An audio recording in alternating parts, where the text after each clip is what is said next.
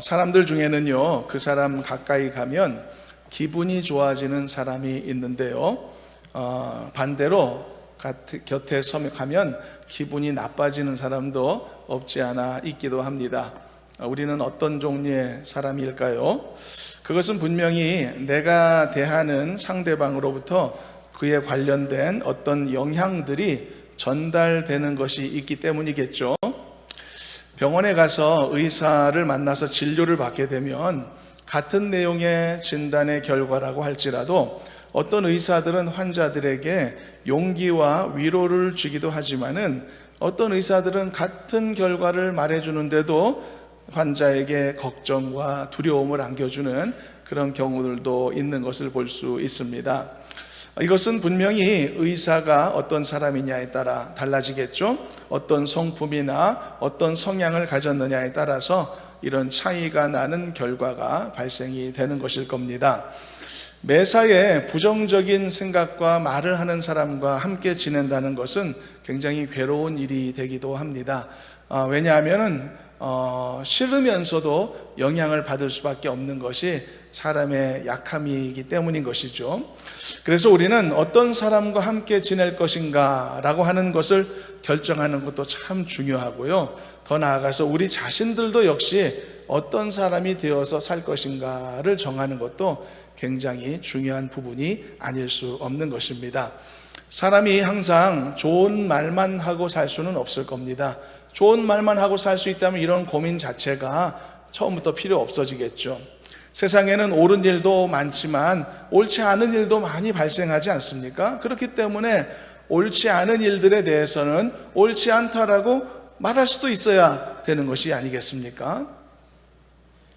어떻게 자식을 키우는데 예를 들어 매번 칭찬만 하면서 키울 수가 있겠습니까? 그러나 옳지 않은 일을 지적하거나 그리고 사랑하는 자식들을 훈계하는 일을 하지 말아야 된다, 그래서 그런 말 하는 게 아니고요, 지나친 말로써 사람을 낙심케 하는 일을 하지 말아야 된다, 이제 그런 말씀을 하는 것입니다. 훈계라고 하는 미명하에 자녀들을 지나치게 몰아붙여서 자녀들이 길을 펴지 못하도록 만든다거나 또 모든 일에 자신감을 빼앗는 결과를 만들어내거나 더 나아가서 자녀들에게 노여움을 심는 부모들도 간혹 있는데 그런 일은 해서는 안 된다는 이야기인 것이죠. 오늘 우리는 이와 관련된 주제를 함께 잠시 나누어 보려고 합니다. 사람을 낙심케 하는 일이 얼마나 어리석은 일이며 하나님 앞에 죄가 될 수 있는가. 그러므로 우리는 사람과의 관계 속에서 어떤 지혜로운 자리를 선택해야 될 것인가, 이런 부분들에 대한 내용을 함께 나누며 도전을 받고자 합니다.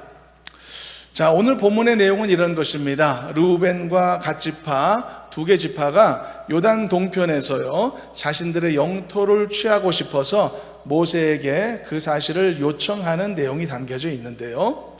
자, 이 내용은 이스라엘의 가나안 정복이 어떤 의미이고 어떤 종류의 사명인지를 분명히 일깨우게 만들었던 굉장히 중요한 의미를 담은 사건이기도 합니다. 그래서 이 사건은요, 민수기 32장 전체를 할애해서 비교적 처음부터 자세하게 설명하고 있는 것을 볼 수 있는데요.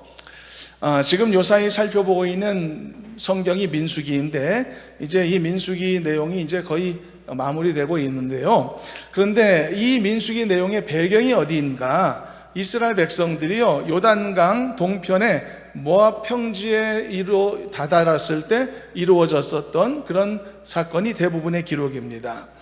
우리가 이 상황을 좀 더 잘 이해하려면요, 이스라엘 지역의 이 지형 기본적인 지도의 모양을 좀 머릿속에 그려볼 필요가 있겠는데요. 이스라엘의 영토는요, 우리나라 영토처럼 길쭉하게 위아래로 되어 있습니다. 그리고 그런데 이제 한 가지 다른 점은 우리나라는 보통 강이 동쪽에서 서쪽으로 흐르지 않습니까? 그런데 이스라엘은 강이 북쪽에서 남쪽으로 흐른다는 큰 차이가 있습니다. 그래서 우리는 보통 강을 중심해서 지형을 설명하기도 하지 않습니까? 그래서 강남, 강북 뭐 이런 식으로 이름을 짓는데 이스라엘 같은 경우는 반대인 것이죠. 강동, 강서 지역 이런 식으로 이렇게 인식을 할 수밖에 없는 상황일 것입니다. 그래서 이스라엘은 북쪽에서 남쪽으로 요단강이 흐르는데, 그래서 이스라엘의 영토 중에서 가나안 땅이라고 불리우는 곳이 어디냐면은 바로 강서 지역입니다. 요단강 서쪽 지역, 그러니까 왼쪽 지역을 이게 이 정통 가나안 땅이다라고 그렇게 부르게 되는 것이고요. 그러면 강동 지역은요? 강동 지역은 성경에 보면은 모압 땅, 암몬 땅 이렇게 불려지는 것을 볼 수 있습니다. 그런데 지금 이 민수기의 배경이 되고 있는 이 말씀의 장소는 어디냐면은 강동 지역이었던 거죠.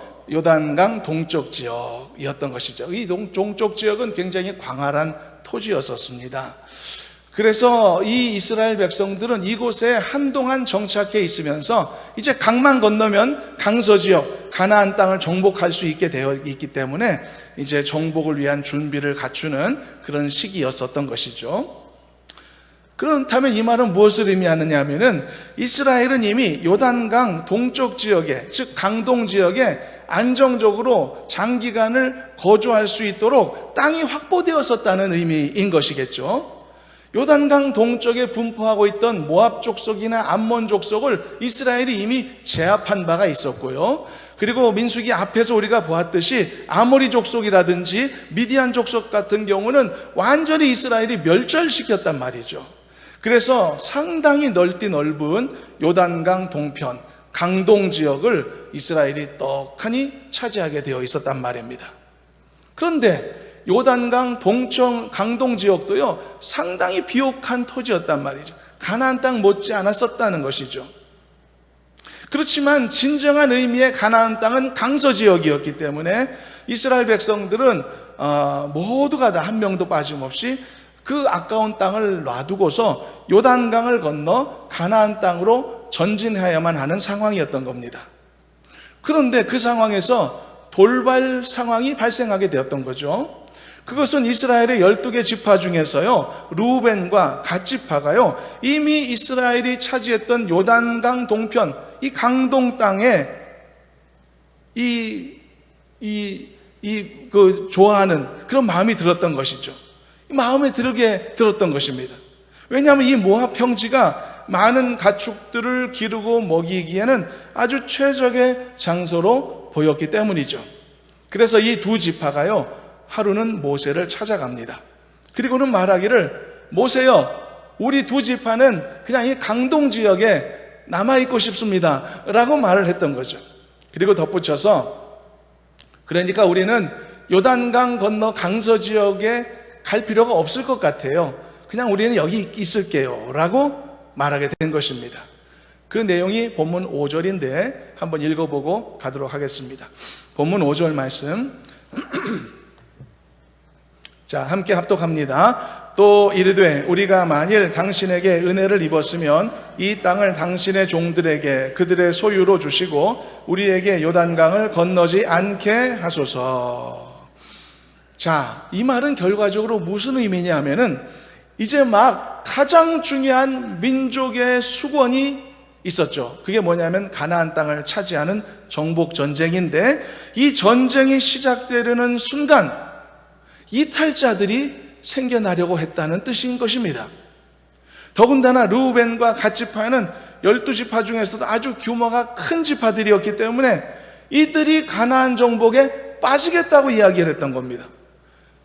만일 여러분 이런 일이 일반적으로 발생한 일이었다면 그럴 수도 있다라고 생각할 수도 있을 것입니다. 우리가 인류학이나 또는 역사 시간에 배우는 인류의 대이동 경로라는 것이 있습니다. 주로 세계 지도를 그려놓고서 화살표로 표시를 하죠. 인류가 어디로 이동했다 이렇게. 그래서 그 내용을 보면은 북아프리카에서 인류가 기원해서 전 세계로 퍼져나갔다 그렇게 설명하고 있는데, 완벽하게 검증되지 않은 학설에 속하는 것이지만 그러나 성경적 세계관으로 보더라도요 인류가 어떤 한 지점에서 전 세계로 퍼져나갔다는 것은 이건 필연적 사실일 수밖에 없는 거지 않습니까? 그래서 인류는 중동 지역에서 발원해서 전직으로 퍼져나갔다 이렇게 보게 되는데, 학자들은요 동쪽으로 이동한 사람들 중에 가장 멀리 간 사람들을 누구라고 지목하느냐 하면은 남미에 사는 원주민이다라고 그렇게 말을 합니다. 이 학설이 사실이라면 남미의 원주민들이야말로 땅끝까지 정말 갈 수 없을 때까지 가서야 멈춰서 살았던 지독한 고집을 가진 사람들이었다라고 말할 수도 있을 것 같습니다.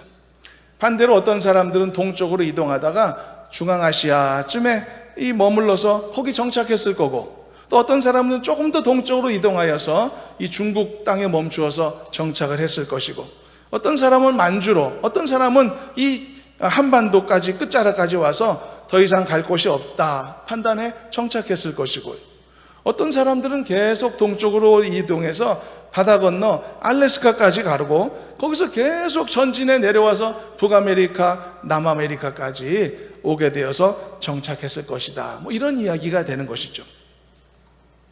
그러니까 이런 식으로 사람들이 퍼져서 살아가게 되는 것은 어쩌면 아주 자연스러운 일이라는 것입니다. 대단한 일도 아니라는 이야기를 하는 것입니다. 여러분, 이 대전이라는 도시도 생각해 보면 참 오묘한 곳이다, 이런 생각을 저는 개인적으로 하는데요. 제가 볼 때 이 대전이라는 도시는요, 충청도 사람, 전라도 사람, 경상도 사람이 3분의 1씩 섞여 있는 것 같거든요. 제 생각에는 그렇습니다. 완벽한 황금 비율이 아닐까, 그렇게 개인적으로 생각하는데요. 그런데 어떻게 이런 일이 있었을까? 제가 볼 때는요, 서울이나 아니면 미국의 뉴욕 같은 거대 도시들이 아니고서는 이런 사례가 많지는 않다는 생각을 하는데, 이유가 뭘까 생각해 보면 아마도 남쪽에 살던 사람들이 다 서울로 가려고 출발을 했다가 어떤 사람은 이쯤에서 보따리 풀고 자리 잡아서 눌러 앉게 된 것이 아니겠느냐라고 생각해 볼 수가 있겠죠. 확실한 것이 아니라 제가 추정하는 것을 얘기하는 것일 뿐입니다.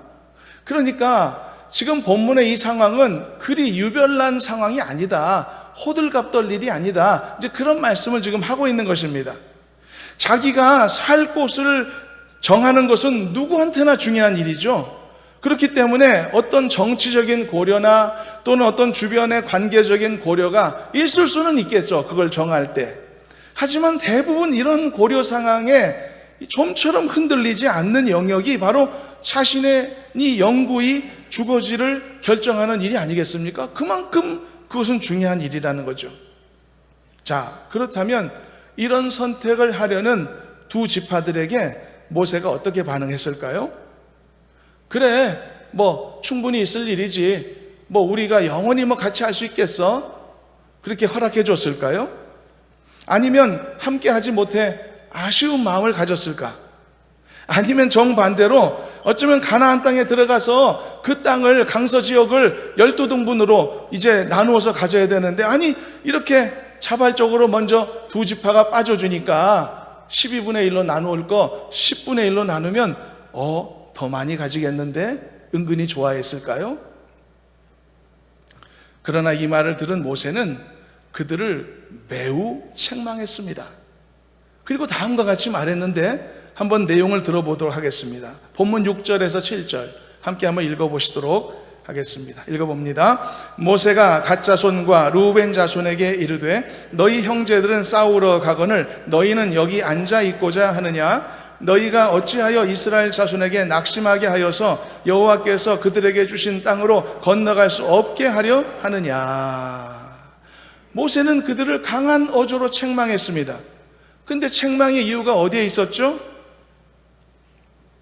일단 여러분, 모세가 그들을 책망했던 이 본문의 내용을 살펴보면 그들이 요단강 동쪽 이 강동 지역의 넓은 땅을 갖고 싶어 하는 그들의 마음 그 자체를 책망했던 것은 아니라는 것을 알 수가 있습니다.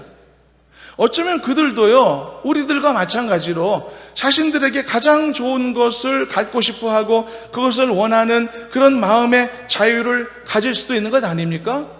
여러분들에게 선택의 자유가 놓여 있다면 뭘 선택하실 겁니까? 제일 좋은 거 집을 것 아니겠습니까? 이걸 누가 욕하겠어요?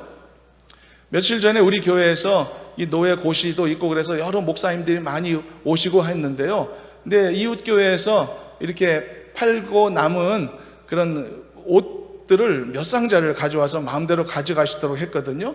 근데 막 가져가시는데 목사님들이 다른 사람한테 좋은 거 주고 나는 나쁜 거 가져가야지 하는 목사님들이 있었을까요? 한 분도 없는 거거든요. 그 중에서 제일 좋은 거, 나한테 맞는 거 선택하는 거 기본적인 태도 아니겠습니까? 그걸 누가 욕할 수 있는 부분이 아닌 것이죠. 그래서 그들이 가장 좋은 땅을 선택하려는 이 자유로운 마음을 갖는 것은 나쁜 게 아니다. 처음에 우리나라에 이렇게 와서 정착하는 탈북민들이 있는데 그들에게는 임대주택을 제공한다고 하죠. 그런데 그 임대주택이 전국에 퍼져 있다고 합니다. 그래서 어디에 가서 살 것인지 추첨을 한다고 하는데요. 대부분 사람들이 서울에 살고 싶어 하죠. 그래서 추첨해서 서울에 당첨되는 사람들은 환호를 하고 기뻐한다고 합니다. 반대로 지방에 내려가게 된 사람들 중에는 슬퍼서 눈물을 흘리는 사람들도 있다는 이야기를 들었는데요. 자유 대한민국에 와서 살게 된 그것만으로도 축복이다 생각할 것 같은데 또 그렇지만도 않은 것 같습니다. 그만큼 자기의 주거지를 결정하는 일은 모두에게 중요한 일이며 가장 좋은 선택을 하고 싶은 마음을 갖고 있는 것이죠. 그래서요, 오늘 말씀에 본 내용을 보면 모세는요, 그들이 모압이라고 하는 강동지역이라고 하는 이 좋은 땅을 갖고 싶어 하는 마음 때문에 책망한 것이 아니고요, 한 가지 중요한 사실 때문에 그들을 책망했다는 것을 볼 필요가 있습니다. 그게 방금 읽은 말씀 속에 드러나 있는 것이죠. 7절만 다시 한번 읽어보겠습니다. 모세가 지적한 내용이 무엇인지 7절만 합독합니다. 너희가 어찌하여 이스라엘 자손에게 낙심하게 하여서 여호와께서 그들에게 주신 땅으로 건너갈 수 없게 하려 하느냐. 왜 책망했는지 아시겠죠? 모세가 그들에게 지적한 가장 중요한 부분은 그들이 다른 백성들을 디스커리지 한다는 거죠. 낙심하게 만든다는 거죠. 너희가 어찌하여 이스라엘 자손, 우리 백성 전체를 낙심에 빠지게 하느냐. 이게 모세의 책망의 주된 이유였던 것입니다. 그러면서 모세는 40년 전 이야기를 꺼내들게 되었죠. 오늘 본문의 후반부는 그 내용입니다. 한 가지 사건을 떠올리게 했습니다. 그게 바로 뭐죠? 우리도 잘 아는 12명의 정탐꾼 사건이었죠. 모세가 설명하는 이 12명의 정탐꾼도 한마디로 정의하면 바로 백성들을 낙심시켰던 사건이었다라고 본문에서 설명하고 있습니다. 8절, 9절도 한번 읽어보겠습니다. 그 내용이 시작되는 부분인데 읽어보도록 합니다. 너희 조상들도 내가 가데스 바네아에서 그 땅을 보라고 보냈을 때에 그리하였었나니 그들이 에스골 골짜기에 올라가서 그 땅을 보고 이스라엘 자손을 낙심하게 하여서 여호와께서 그들에게 주신 땅으로 갈 수 없게 하였었느니라. 자, 이 말씀을 통해서 우리가 알게 되는 강력한 메시지가 한 가지 있습니다. 그것은 하나의 공동체 안에서 사람들을 낙심하게 만드는 행위는 매우 중대한 범죄라는 사실입니다. 가나안 땅을 정탐했었던 12명의 정탐꾼들 중에서 여호수아와 갈렙을 제외한 나머지 10명의 사람들은 백성들에게 부정적인 보고서를 제출했었죠. 그때 의견이 10대 2로 갈라졌었단 말입니다. 그래서 결국은 다수의 의견대로 이 상황이 전개되지 않았었습니까? 그때 다수의 의견이 무엇을 주장했습니까? 10명이 저 가나안 땅은 절대 우리가 차지할 수 없다라고 말했죠. 저 땅에는 장대한 자들이 살고 있어서 우리가 도전할 수 없다고 말했죠. 그들 앞에 우리가 선다면 우리는 메뚜기보다도 못한 존재일 거라고 말했죠. 그들은 절망 보고서를 냈던 겁니다. 그리고 그 절망 보고서의 결과는 어땠을까? 온 국민의 절망이었던 거죠. 낙심과 자포자기였던 거죠. 그리고 울부짖게 되었던 거죠. 슬퍼서. 그리고 그 절망은 순식간에 분노로 바뀌었고요. 그리고 그 분노는 지도자였던 모세를 죽이고자 하는 폭력 사태까지 전개되지 않았습니까? 그래서 여러분, 공동체 안에서 단 몇 사람의 부정적인 태도가 이렇게 수많은 사람들을 절망에 빠뜨릴 수도 있는 것입니다. 이처럼 공동체 안에서 사람을 낙심하게 행위는 정말 책임을 져야 되는 무서운 행위다, 심판받을 죄다, 바로 이것을 말씀에서 우리는 깨닫게 되는 것이죠. 마가복음 9장 42절 말씀을 보면 예수님이 이런 말씀을 남기시기도 했는데요. 한번 그 말씀을 찾아 읽어보도록 하겠습니다. 영상에 있습니다. 함께 합독해 봅니다. 또 누구든지 나를 믿는 이 작은 자들 중 하나라도 실족하게 하면 차라리 연자 맷돌이 그 목에 매여 바다에 던져지는 것이 나으리라. 나 때문에 누군가가 실족하는 겁니다. 나 때문에 누군가가 좌절하고 절망하는 겁니다. 이건 너무 무거운 일이고 중대한 일이라는 거죠. 연자 맷돌 무게만큼이나 무거운 일이라는 거죠. 그러므로 절대 하면 안 되는 일이다, 예수님의 말씀 아니었습니까? 악한 이단들이 하나님의 준엄한 심판을 받을 수밖에 없는 이유도 바로 이 내용에 있는 겁니다. 그들은 자신들만 망하는 길로 가는 게 아니고 수많은 사람들을 끌어서 실족하게 만들죠. 돌이킬 수 없는 범죄자를 양산시키는 겁니다.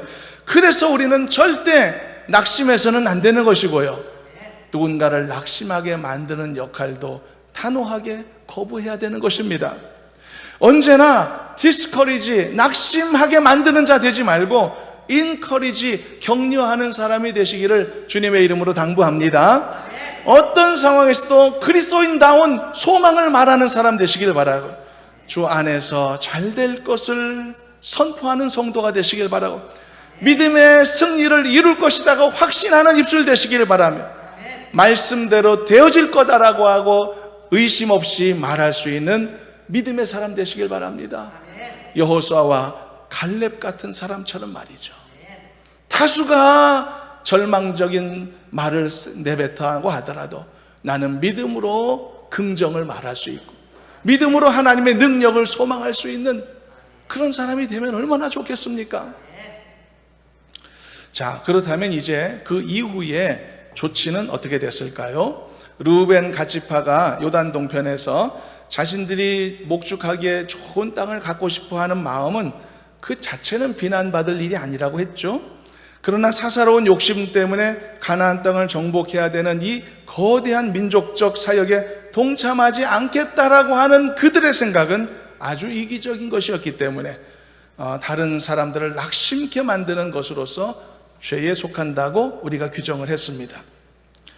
그래서 우리는 한 사람의 개인으로서 다소 자유로운 선택권을 우리가 갖고 살고 있지만, 그러나 한 사람의 개인으로서가 아니라 때로는 하나의 공동체 일원으로서는 개인이 취할 수 있는 자유로운 권한에 다소의 제한사항이 주어질 수도 있음을 인식하고 이해하며 살 필요가 있는 것입니다. 여러분, 가족 중에 한 사람이지 않습니까? 내 마음대로 하는 사람이 내 가족 중에 있으면 그 가정이 제대로 돌아가지 않는 것처럼 말이죠. 누구나 개인의 자유는 있지만 그건 가족을 존중하는 게 아니지 않습니까? 그래서 이런 것은 당연한 조치입니다. 왜냐하면 그가 공동체 일원으로 존재하는 이상 그 개인의 결정은 공동체 안에 있는 다른 사람들에게도 상당한 영향을 끼치기 때문입니다. 그게 책임감 아닙니까? 한 가족 안에서 아무리 자녀들이 다 커서 성인이 되었다고 하더라도요, 온 가족에 영향을 미칠 수 있는 중대한 결정은 공유되어야 하죠. 예를 들어서 어떤 집의 아들이 말입니다, 누구랑 결혼할 건지 부모님한테 보여주지도 않고 그냥 마음대로 날짜 정해서 이날 결혼할래요, 오세요, 이런다면 이게 지금 정상적인 것은 아니죠. 책임이 없는 너무 일방적인 것이지 않습니까? 또 부모 형제와 한마디 상의도 없이 혼자 성인이니까 그런 결정할 수 있지만 혼자 훌쩍 외국으로 떠나버렸다. 결코 그것도 바람직한 그런 이 과정은 아니지 않습니까? 그래서 세상에서도 한 사람의 인간에게 사회적 책임을 지우게 되는 것이죠. 사도 바울은 고린도 전서 8장에서 이런 교훈을 남겼습니다. 우상의 제물을 먹는 일에 대해서는 사도 바울은 나는 아무 거리낌이 없어, 라고 말했습니다. 왜냐하면 우상은 존재하지도 않는 허상이니까 거기에 내가 매일 필요가 뭐 있나? 오직 하나님은 한 분뿐이심을 내가 알고 있는데, 그래서 아무것도 아닌 것에 매인다는 것은 어리석은 일이지 않습니까?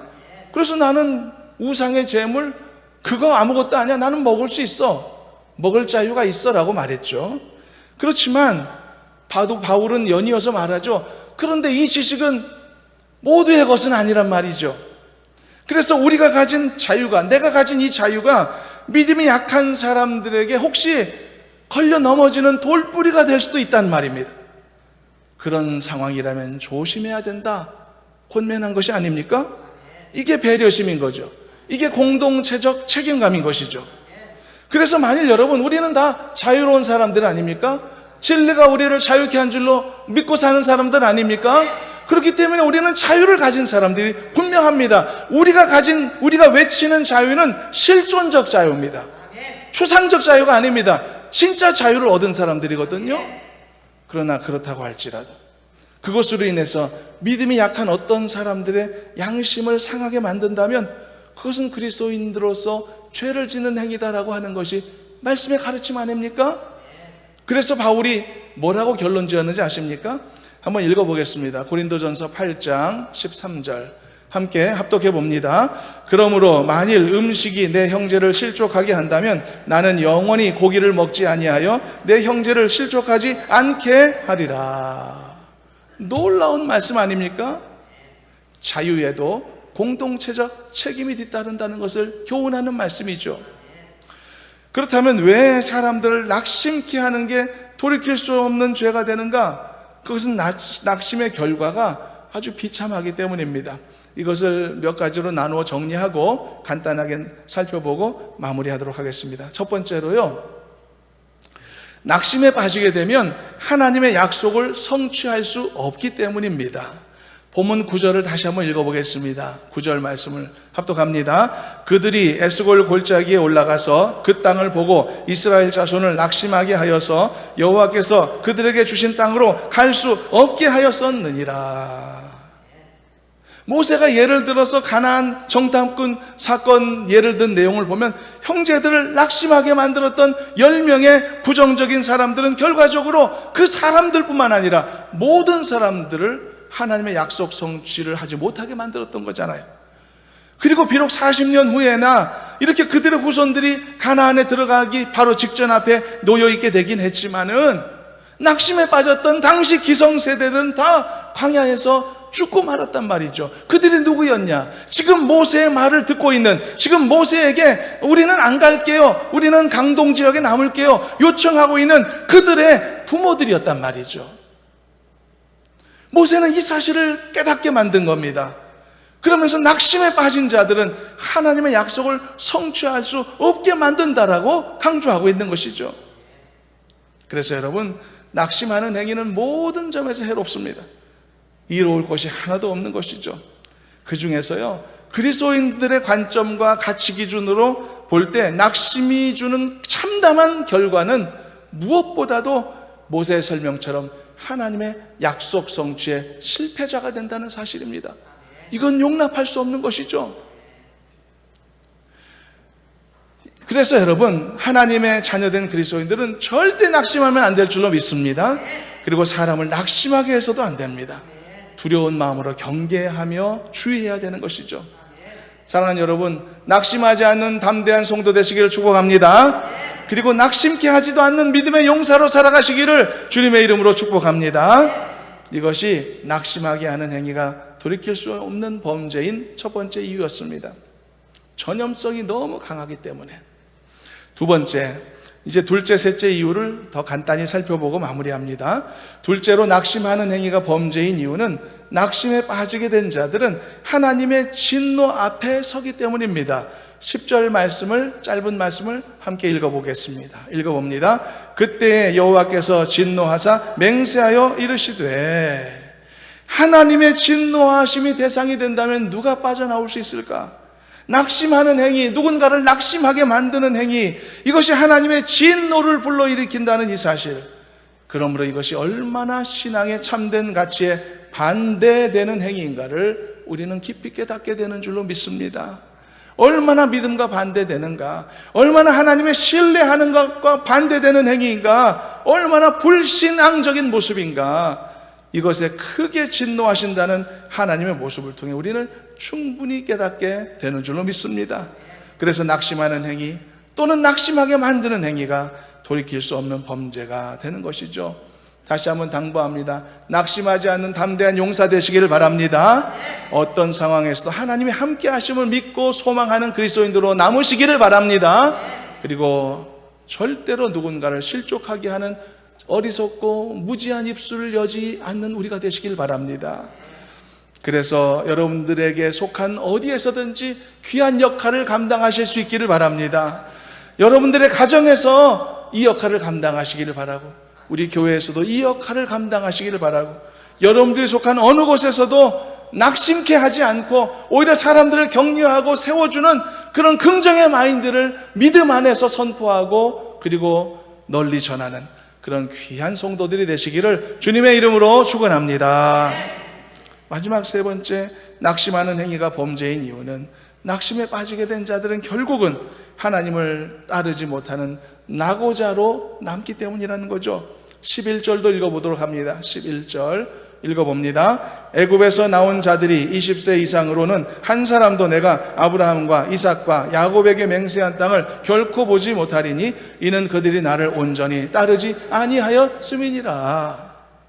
이것은 첫 번째 이유와 유사하죠. 하나님의 약속에서 배제된 것이죠. 그것은 결국은 하나님을 따라야 하는 신앙의 여정에 내가 낙오자가 된다는 것 아닙니까? 이것은 너무너무 중대한 문제인 것이죠. 그러므로 우리는 낙심해서는 안 되고 낙심을 전파하는 어리석은 자가 돼서도 안 되는 것입니다. 말씀을 정리하겠습니다. 지난주에 제가 우연히 이렇게 핸드폰에 있는 저장된 영상을 보게 됐는데요. 그 영상은 몇 년 전에 돌아가신 저희 아버지를 찍은 영상이었습니다. 우리 아버지는 돌아가시기 전까지 항상 수없이 말씀하셨습니다. 하나님이 고쳐주실 거야. 하나님이 낫게 하실 거야. 굉장히 이렇게 확신 속에서 계속 그 말씀을 하셔 오셨었거든요. 돌아가시기 전까지 말이죠.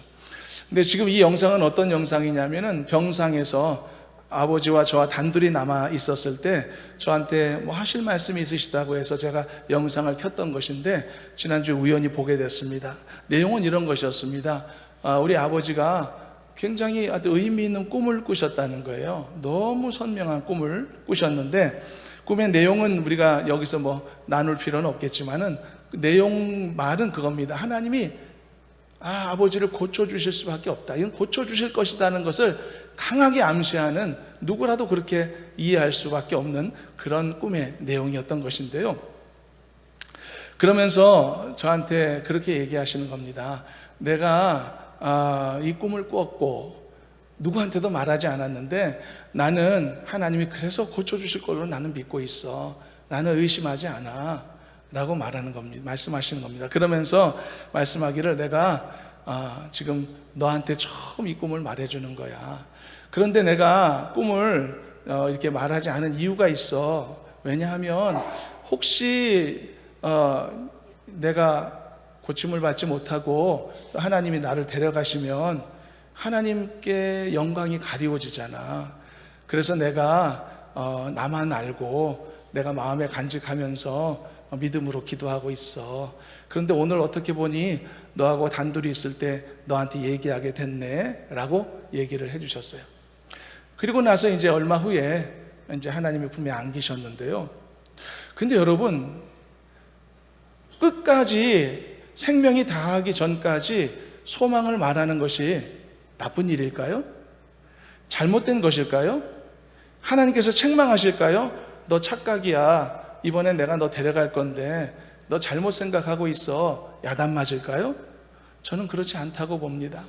하나님이 허락하신 환경 속에서 기회가 있다라고 판단되는 그 순간까지 끝까지 소망을 말하는 것이 믿는 자다운 태도라고 저는 믿습니다. 하나님이 주신 삶의 환경에서 내가 얼마든지 하나님이 이 상황 속에서 이 상황을 역전케 하실 하나님이 계심을 나는 믿는다라고 하는 믿음 속에서 얼마든지 나는 소망을 말할 수 있고 어떤 상황 속에서도 하나님이 이루실 기적을 기대할 수 있다고 저는 믿습니다. 이런 소망을 말하는 사람이 되어야 되지 않을까요? 사랑하는 여러분, 어떤 상황에서도 낙심하지 않는 담대한 믿음의 사람이 되시기를 주님의 이름으로 축원합니다. 그리고 어떤 상황에서도 이게 사실 더 중요합니다.